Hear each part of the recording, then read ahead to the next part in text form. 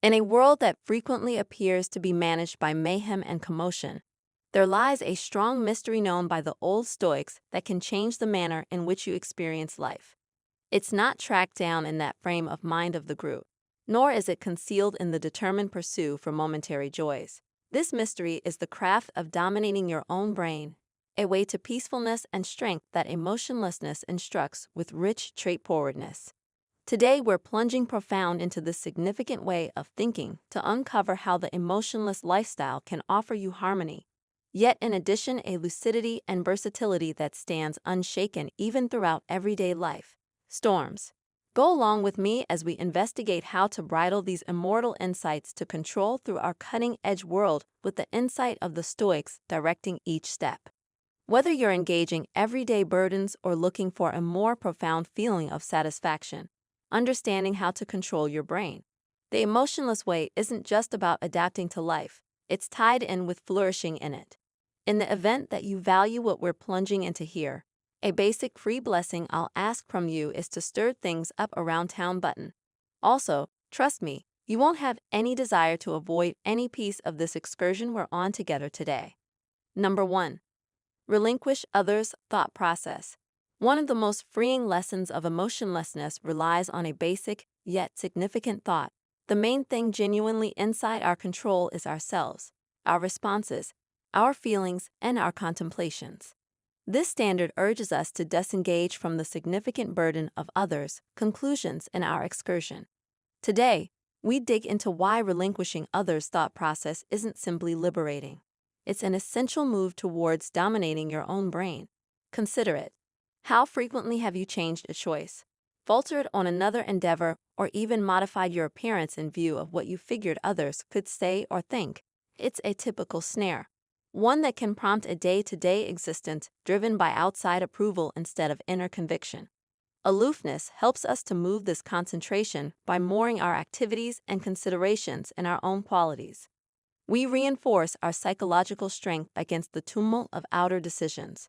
We should consider Marcus Aurelius, a Roman sovereign and the indifferent rationalist who broadly said, "You have control over your psyche, not external occasions." Understand this, and you will track down strength. His words are a call to zero in on our own psychological reactions as opposed to attempting to control the wild. This doesn't mean we become apathetic regarding others, yet rather that we focus on our own judgment and inner harmony above outside endorsement. This way of thinking doesn't request that we dismiss criticism totally. All things considered, it enables us to pick what bits of input are productive and lined up with our more profound objectives, and which are only interruptions. It's tied in with developing a nursery inside where the seeds of your viewpoints are supported by your own qualities and convictions, not stomped on by the decisions of others. Envision the opportunity of settling on decisions without dreading analysis or looking for endorsement. You start to live more really directed by the main thing to you as you practice this unemotional methodology. You'll find that not in the least does your dependence on outside approval fade, yet your certainty and inward harmony grow. Number 2, develop profound strength. This isn't just about strengthening in the conventional sense. It's tied in with developing an internal scene where your feelings serve you as opposed to control you. This is where apathy offers priceless bits of knowledge. The Stoics didn't show concealment of feeling, but instead the comprehension and overseeing of feelings to improve prosperity and self-improvement. Think about the indifferent act of survey obstructions as any open doors, a strategy supported by the rationalist Seneca. He contended that each test or difficulty was an opportunity to rehearse ethics like persistence, boldness, and balance.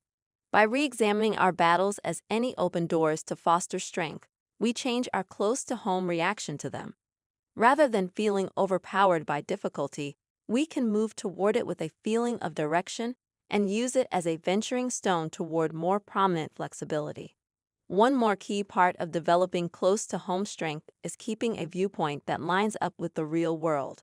Epictetus instructed that our pain comes not from occasions themselves, but rather from our decisions about them. By changing our decisions and assumptions to be more in accordance with the real world, we decrease pointless anguish. For example, on the off chance that we acknowledge that we have zero control over the activities of others, yet have some control over our responses. We are less inclined to be irritated about another person's way of behaving. Close to home versatility likewise includes understanding that feelings themselves are not orders. Since we feel furious, hurt, or restless doesn't mean we are constrained to follow up on those sentiments. This distance among feeling and activity is basic.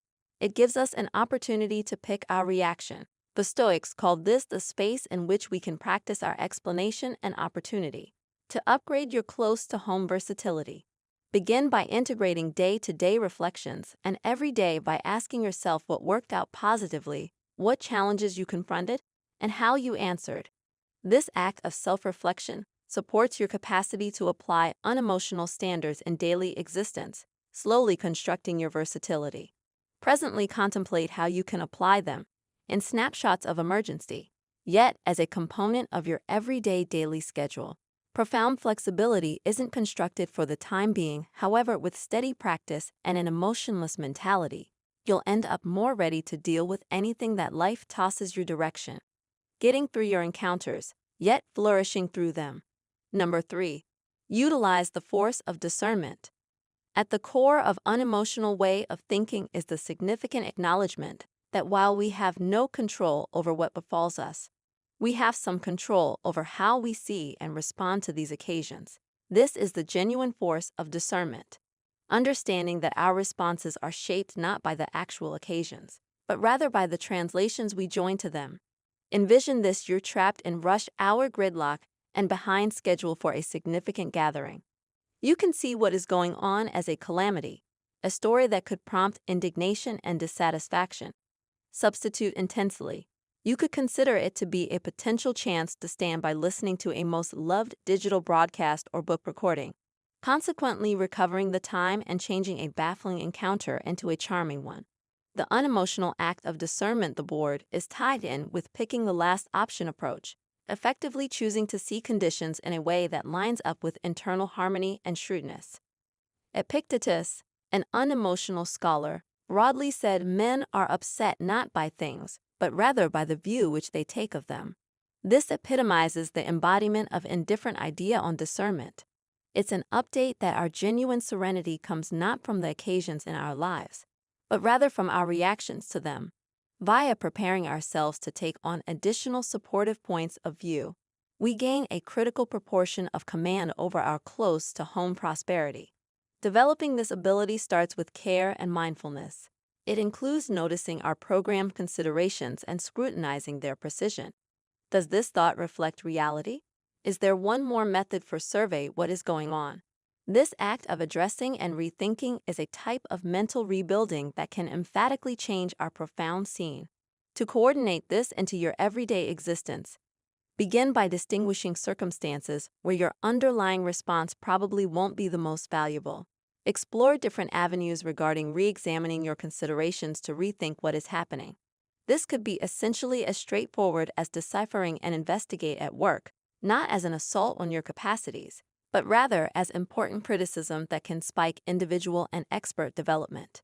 The force of insight isn't tied in with beguiling ourselves or disregarding reality. It's tied in with changing our focal point so we can see life all the more obviously and answer it in manners that are lined up with our most profound qualities.